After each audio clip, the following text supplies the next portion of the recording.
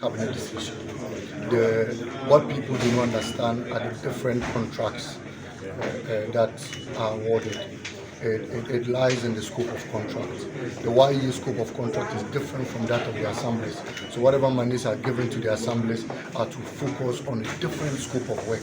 What we get is to focus on the main road and 0.5 meters beside the main road. And so our part of the sanitation model is still at cabinet level. And at the last release of the presidency, you realize that His Excellency the President, in his good wisdom, stated that he had put together a team to set the new modalities and ensure that the tenders are done at the district and regional levels for transparency's sake. When I took over office, you remember that I had to swear by my late father's grave that we're not going to sign any contract that will pay them 258 cedis.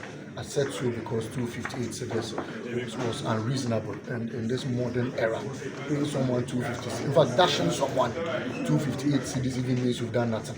Not to talk of paying someone 258 cedis as salary. If you dash someone 258 cedis today, you only say thank you because it's free money, but not because you'll be able to do a lot for him. And I said I was not going to pay them, and I still stand by that. And so, in any future contract we're going to go into, I would not pay any beneficiary less than the minimum wage. We are looking at having a close to 300% increment in their payment. Finally, for me, those who were under the sanitation model, how many areas were they owed?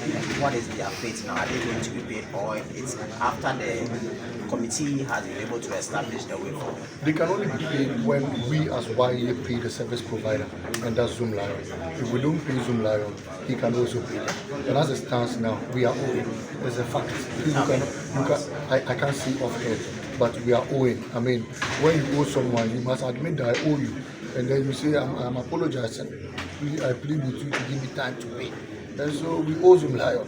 So as and when we pay him, we are sure that we will also pay the beneficiaries, but we look forward to paying him in the coming days. This year, there was a little challenge, and that had to do with the allocation to the assemblies. His Excellency the President, John Mahama's wise wisdom again, wanted the assemblies to have a lot of development. So 80% of the common fund was sent to the assemblies so that we could develop the assemblies. But you know, our allocation to the sanitation money also comes from common fund, and that's 10%. So there was a struggle in the formula, but we are trying to rectify it. And once that is done, we get our monies, we pay the service provider, and we pay them. But future contracts will ensure that the sanitation is properly, done, properly monitored, and the beneficiaries are properly paid. Would you expect zoomlion to be re-engaged? Looking at the work they've done in the past.